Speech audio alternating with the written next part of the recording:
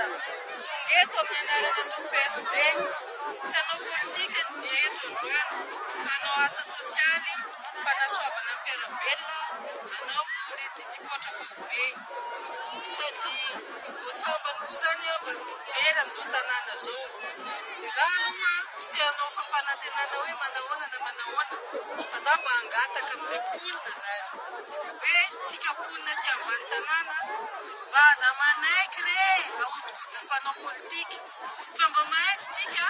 mba tsy manaiky raha tsy mba manao sola mpanao politika fa ahoana moa olombelona samy olombelona zao dia jereny fotsiny anatin'ny vovotra zao mba aza manaiky nareo mihitsy ny aza manaiky mba aza miandry mpanao politika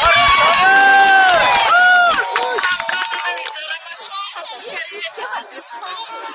mba aza manaiky tsony fa tadio ny zara-masoanjareo ay zany madio soatika